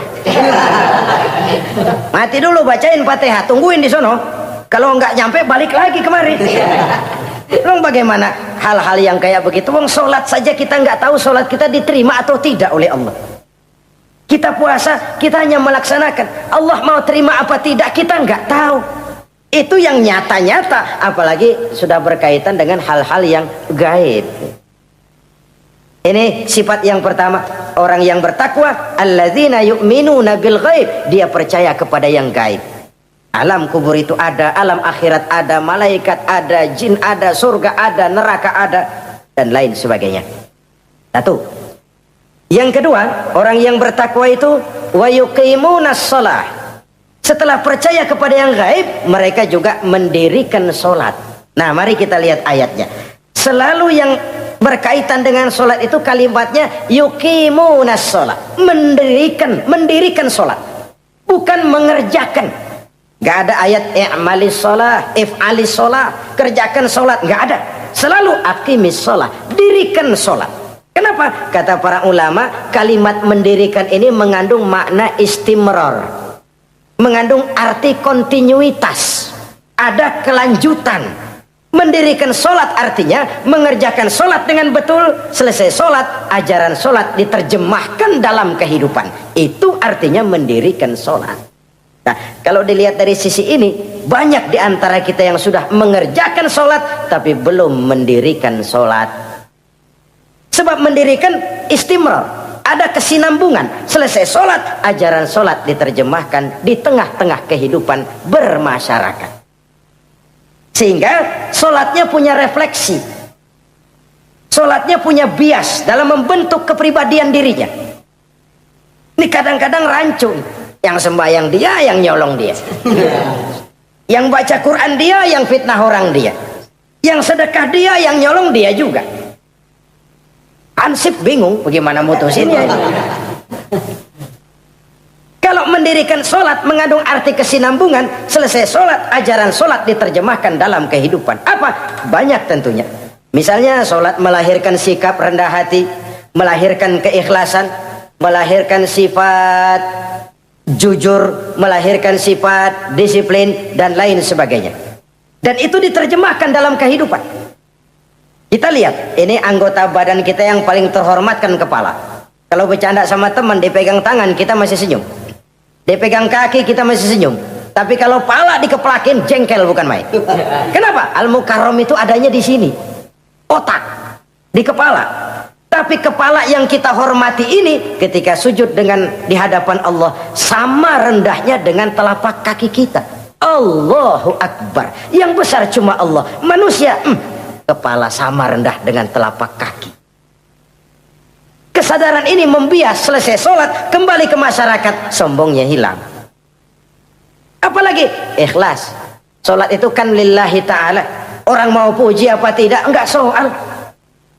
Orang mau bilang ini, mau bilang itu, soal lain. Yang penting ini saya kerjakan lillahi ta'ala, karena Allah saja, bukan karena yang lain.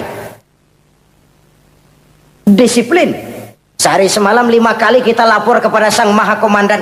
Bagaimana tidak akan tercegah dari perbuatan yang keji dan munkar? Seorang prajurit saja, kalau sehari semalam 5 kali dia lapor kepada komandannya, saya yakin dia tidak akan sempat melaporkan yang tidak baik. Pantas kalau Al-Quran memberikan jaminan solat mampu mencegah manusia dari perbuatan yang keji dan munkar. Masih ada yang tanya, Pak, katanya sembahyang mencegah orang berbuat jahat. Iya, teman saya kok sembahyang nyolong ayam. Bagus, sembahyang nyolong ayam. Coba nggak sembahyang, nyolong motor. Gedean lagi yang dicolong. Dan sebenarnya itu bukan jawaban, itu cuma logika saja. Yang benar adalah solatnya belum berfungsi. Dia baru mengerjakan solat, belum mendirikan solat. Inilah yang kalau kita jujur mau bicara, inilah problem kita sekarang ini. Mengislamkan orang Islam. Bagaimana dari mengerjakan solat kita menjadi mendirikan solat. Agar solat itu membuahkan hasil berupa pembentukan kepribadian di tengah-tengah kehidupan sosial kemasyarakatan. Kalau tidak, ya sekedar terjebak kepada rutinitas. Pergi haji begitu, pulang haji bikin gila. Masuk Ramadan begitu, selesai Ramadan ya tetap begitu. Ibadah tidak memberikan bias dalam pembentukan pribadi. Itulah sebabnya digunakan kalimat yuqimunas sholat, mendirikan sholat, yang mengandung arti berkesinambungan. Selesai sholat, jiwa dan semangat, ajaran dan filsafat sholat diterjemahkannya dalam kehidupan sehari-hari. Saudara-saudara kaum muslimin rahimakumullah. Sifat yang ketiga dari orang takwa adalah wa mimma razaqnahum yunfiqun. Mereka menginfakkan sebagian dari rizki yang diberikan Allah kepada mereka. Rizki menurut definisi yang diberikan para ulama kita, ar-rizqu bimakna al-ata hissiyan kana aw ma'nawiyan. Rizki adalah pemberian, baik yang abstrak maupun yang konkret. Selama ini kita sering mengartikan rizki hanya dalam bentuk uang, sehingga rizki kita dibatasi oleh pengertian kita sendiri. Padahal tidak cuma uang, ilmu adalah rizki, jabatan dan kedudukan adalah rizki, otoritas dan wibawa juga rizki, anak, istri, suami juga rizki. Ketika ayat ini mengatakan wa mimma razaqnahum yunfiqun, mereka menginfakkan sebagian dari rizki, yang dimaksud di sini adalah rizki yang konkret dalam bentuk materi, uang, benda dan lain sebagainya. Orang yang bertakwa sadar benar, dari Allah rizki datang, ke jalan Allah rizki dibelanjakan. Semakin kita rajin membelanjakan rizki di jalan Allah, biasanya akan semakin mengalir rezeki dari Allah. Semakin bakhil kita, kadang-kadang rezeki juga malas deketin kita. Yang keempat, orang yang bertakwa itu alladzina yu'minuna bima unzila ilaika wa ma unzila min qablik. Mereka beriman, mereka percaya kepada apa yang diturunkan terhadap Muhammad, yaitu Al-Quran, wa ma unzila min qablika, dan apa yang telah diturunkan sebelum kamu, yaitu Taurat, Zabur dan Injil. Orang yang takwa percaya bahwa Allah dahulu telah menurunkan Taurat kepada Musa, Allah telah menurunkan Zabur kepada Nabi Daud, Allah telah menurunkan Injil kepada Nabi Isa. Percaya sekadar percaya, tidak wajib mengamalkan ajarannya. Kita percaya Taurat itu kitabnya Allah, Injil dahulu yang diturunkan kepada Nabi Isa kitab Allah, Zabur kitab Allah. Percaya sekadar percaya, bukan percaya kemudian mengamalkan, bukan. Karena dengan turunnya Al-Quran, maka seluruh kitab-kitab terdahulu sudah tercakup di dalam Al-Quran.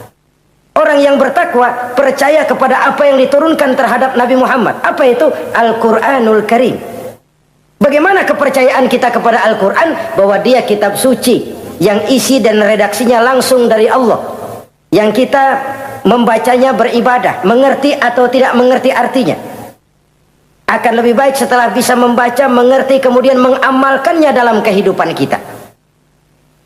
Saudara-saudara, kalau kita adakan konteks ini di mana-mana, modernisasi, globalisasi, kemajuan sering membawa pergeseran nilai. Dulu, ini zaman dulu ya, waktu listrik belum masuk desa, kita rasakan betul kalau masuk kampung berasa banyak orang Islam, padahal rumah pakai lampu templok, lampu tempel, paling banter patroma. Tapi kita masuk kampung berasa kok banyak orang Islam. Kenapa? Suara Al-Quran kedengaran dari rumah-rumah. Kenapa? Ada anak-anak muda lagi latihan baca barzanji. Kenapa? Ada patayat, santri-santri wanita lagi baca solawatan. Kenapa? Nenek-nenek lagi ngapalin sifat 20 sembari nyisik. Wujud artinya ada, maka mustahil Allah. Zaman dulu terjadilah modernisasi, listrik masuk desa. Apa yang kita lihat? Rumah pada terang, terus televisi main gede-gedean, lalu radio kaset main kenceng-kencengan. Tergeserlah suara Al-Quran, apalagi solawatan, apalagi barzanjian. Apa tidak boleh? Ya boleh saja. Apa tidak bagus? Ya bagus saja. Tapi kalau harus menggeser, apalagi menggusur nilai-nilai positif, itu yang kita prihatin. Kan Nabi mengingatkan, la tattabi'anna sunnana man kana qablakum shibran bi shibrin wa zira'an bi zira'in. Kamu akan ikuti tingkah laku orang-orang sebelum kamu. Cuma ikut-ikutannya nggak berasa, sejengkal, lalu sehasta, lalu semeter, lalu 3 meter.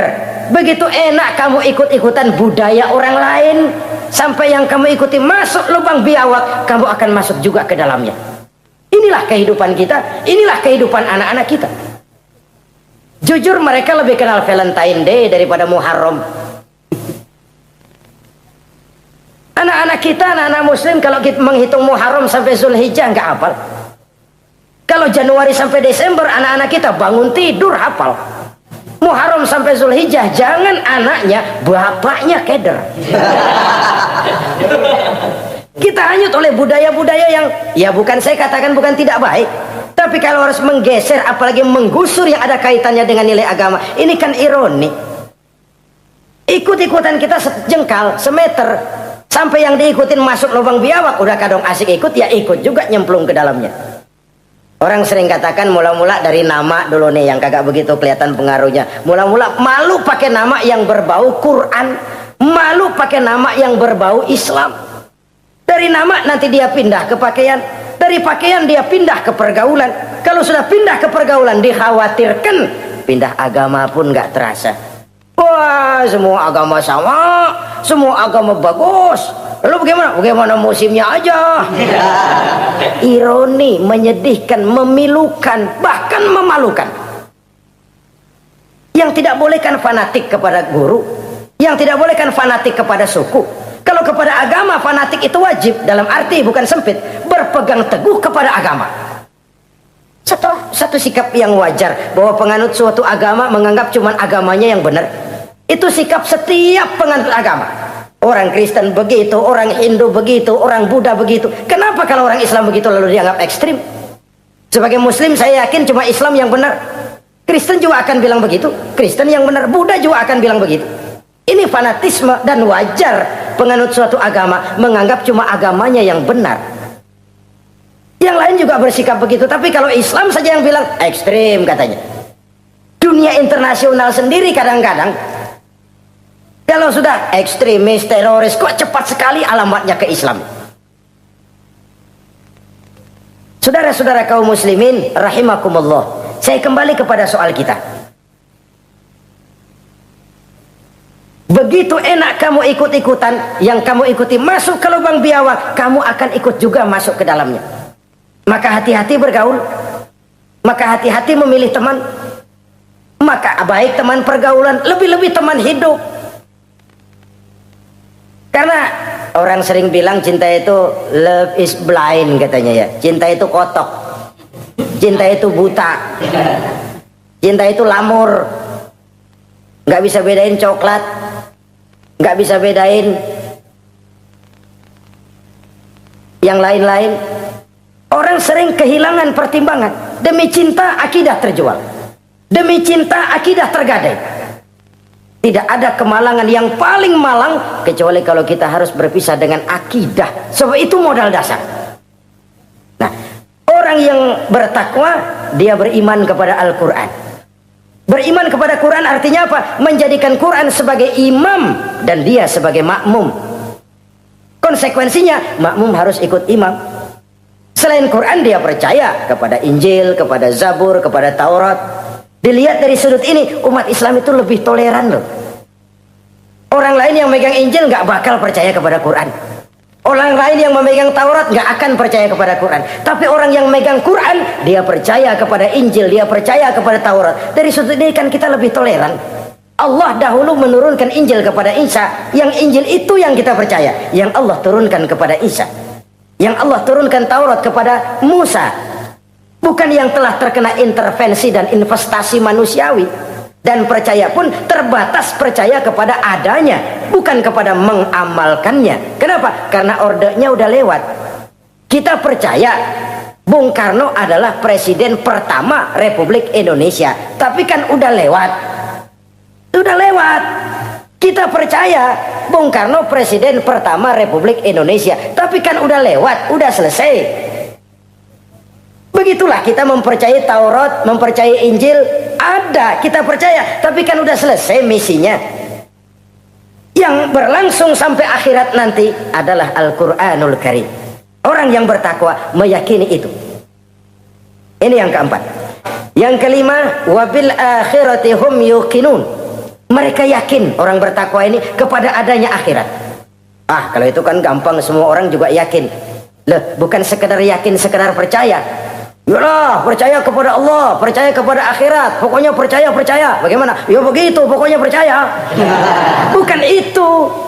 Kepercayaan yang memberikan refleksi. Iya ya, akhirat ada. Ada hidup sesudah mati, ada akhirat sesudah dunia. Saya memang benar kepengen cepet kaya, tapi kalau nipu orang nanti di akhirat bagaimana? Ini loh. Saya memang benar kepengen cepat naik pangkat, tapi kalau mesti jilat atas injak bawah, sikut kiri kanan, teman jadi lawan, lawan jadi teman, di akhirat saya bagaimana? Ini loh percaya akhirat itu. Saya memang benar kepengen cepat kaya, tapi kalau makan renten nanti di akhirat bagaimana? Kepercayaan yang mewarnai gerak kehidupan. Kalau percaya sekedar percaya, yang buta campur budak juga percaya akhirat ada. Tapi kan kepercayaan yang memberikan refleksi, mewarnai gerak hidup kita. Loh, enggak gitu. Orang yang percaya akhirat itu gayanya enggak gitu. Orang yang percaya akhirat itu sikapnya enggak gitu. Orang yang percaya akhirat jalannya enggak gitu. Orang yang percaya akhirat ngomongnya enggak asal ngomong. Kepercayaan yang memberikan refleksi terhadap gerak hidup. Nah, ini refleksi dari sifat-sifat takwa. Saudara-saudara, kalau itulah sifat-sifat orang takwa, lalu terhadap mereka yang takwa ini, karunia apa yang diberikan Allah? Apa keutamaan mereka? Mari kita kutip beberapa ayat. Pertama, ini janji Allah ya.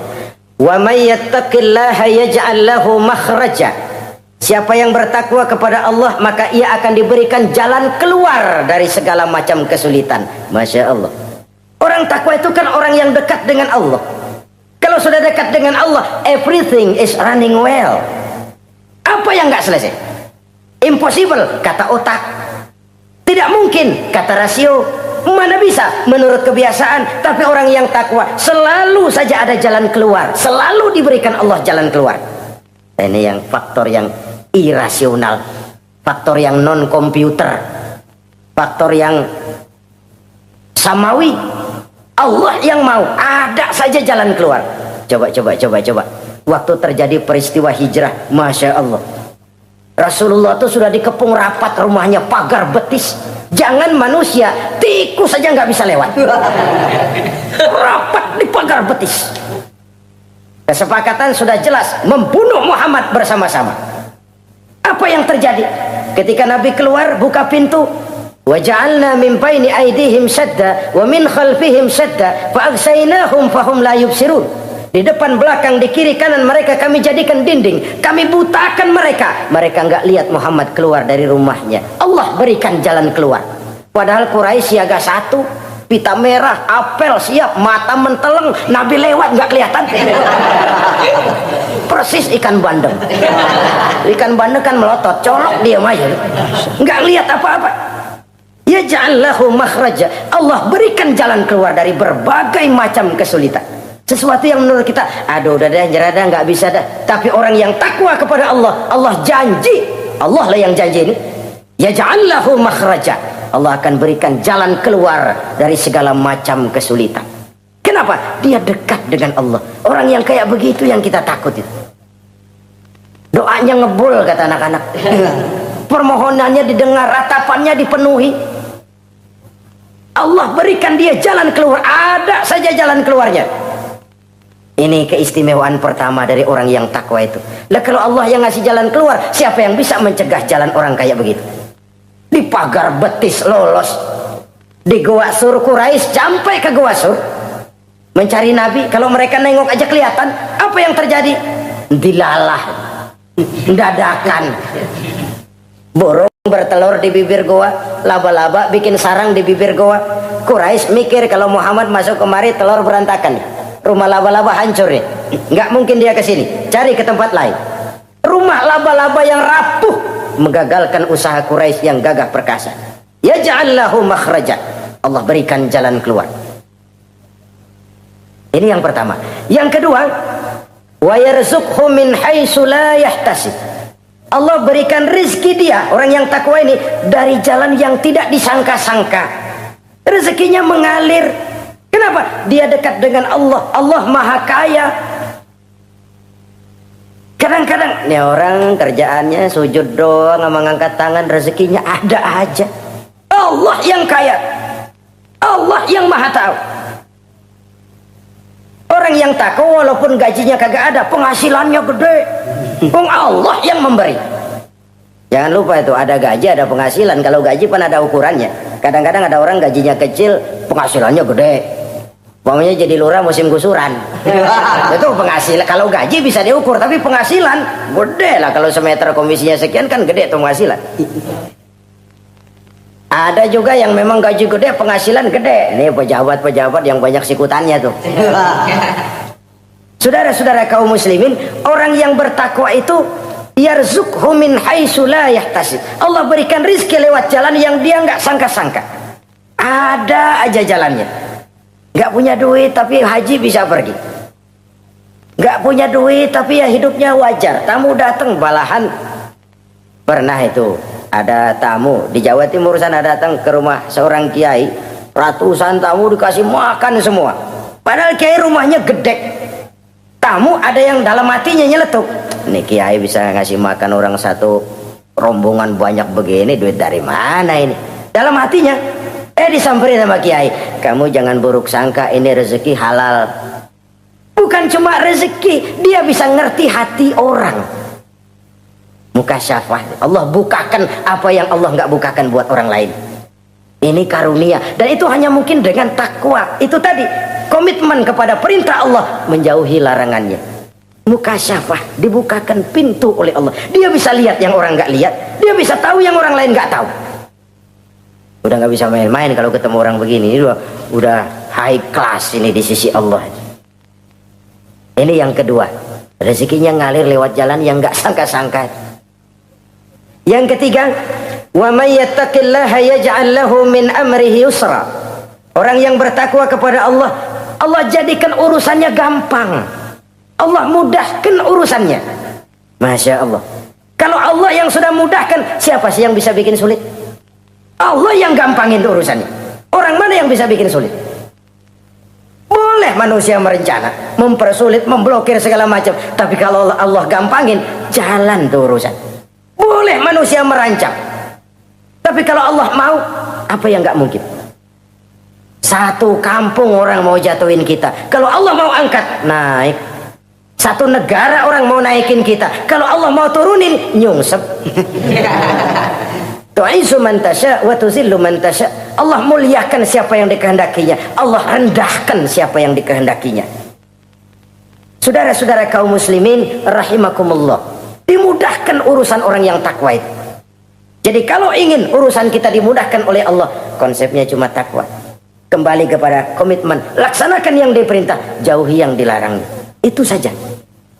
Apalagi keutamaan orang takwa itu, wa may yattaqillaha yukaffir anhu sayyi'atihi wa yu'azzim lahu ajra. Siapa yang bertakwa kepada Allah, dihapuskan segala kesalahannya yang sudah lalu. Masya Allah, dihapuskan kesalahannya. Bahwa manusia punya salah, ya manusiawi.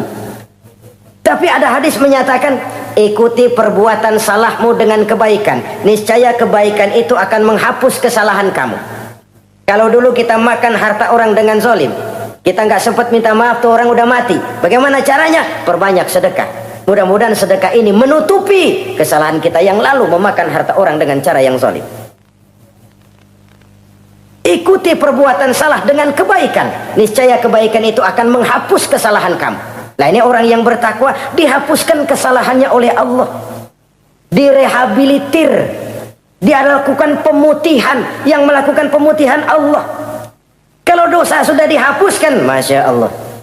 Coba ada hadis menyatakan, siapa orang baca Bismillahirrahmanirrahim maka dia bisa lewat di atas air. Beku itu air. Bismillah saja bisa jalan di air. Ini bismillahnya orang yang bagaimana? Nih. Bismillahnya orang yang bobotnya ringan.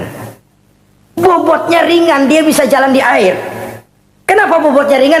Dosanya pemutihan. Model kita 16 kali baca bismillah, lewat di empang kelelep aja.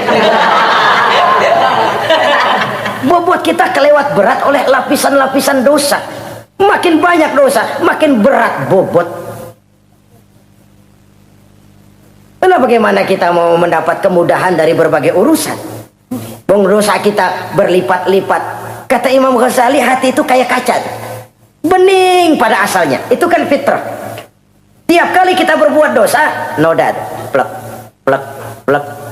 Tapi orang yang rajin istighfar, orang yang rajin berbuat baik, noda itu dia bersihin tuh, dia lap, rek. Sehingga kaca ini walaupun dia terkena kotoran, tapi bersih lagi. Kenapa? Rajin dilap, rajin istighfar, rajin berbuat baik untuk menutupi kesalahan. Tapi kalau istighfar tidak berbuat baik, berat, itu nanti itu kotoran-kotoran di kaca itu berubah jadi tieng. Tahu tieng? Udah susah diilangin kotorannya, berkarat di atas kaca. Kalau dosa sudah berkarat di hati, susah dihapus, berat untuk taubat, berat untuk melakukan kebajikan, itu sudah kerugian besar buat kita semua. Orang yang baik bukan orang yang tidak pernah salah. Orang yang baik adalah orang yang kalau dia berbuat salah dia sadar, dijadikannya pelajaran untuk tidak diulanginya lagi pada masa yang akan datang. Manusia dalam Islam tidak dilahirkan dengan dosa, tidak. Manusia bertanggung jawab terhadap perbuatannya sendiri-sendiri.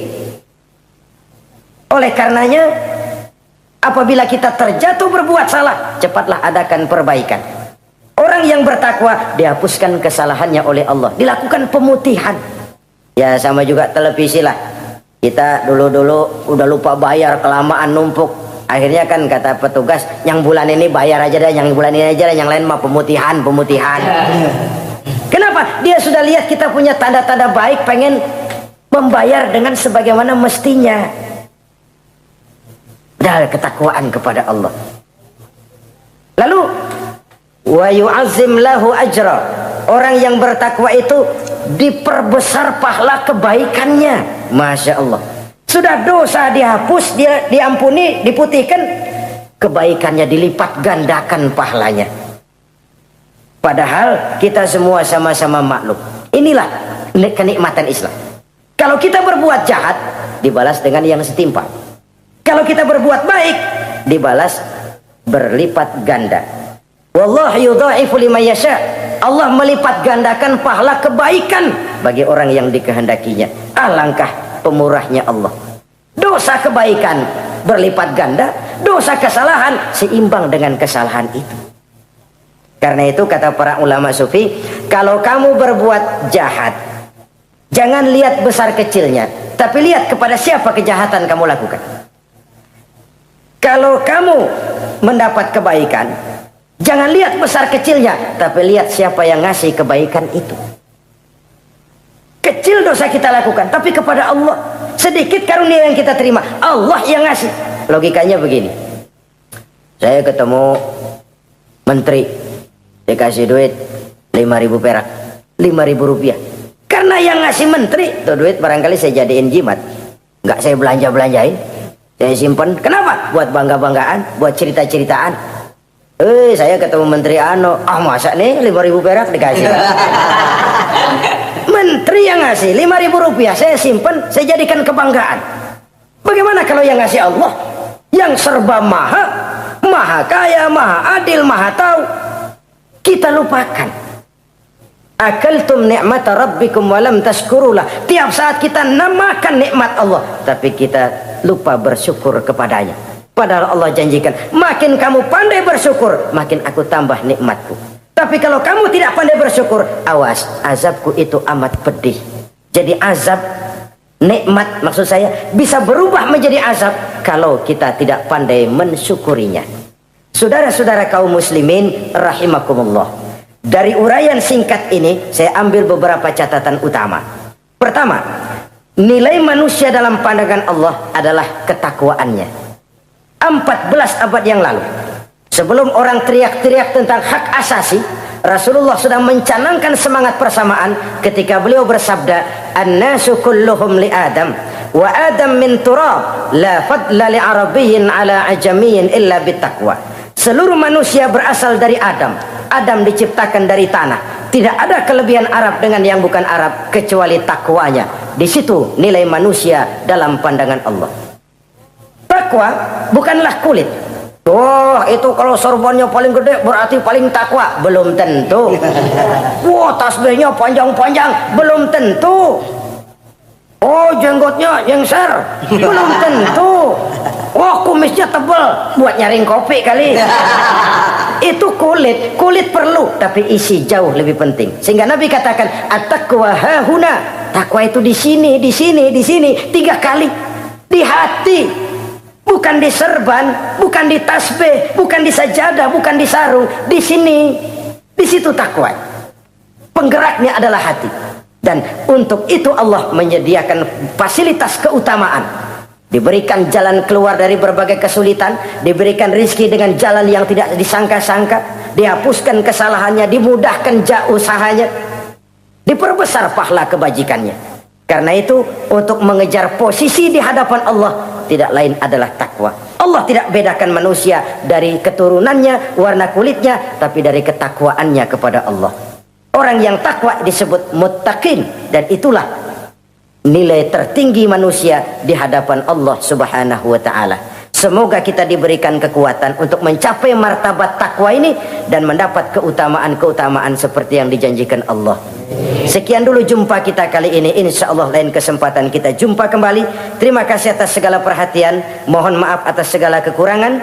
Usikum wa iyaya bitaqwallah. Wassalamualaikum warahmatullahi wabarakatuh.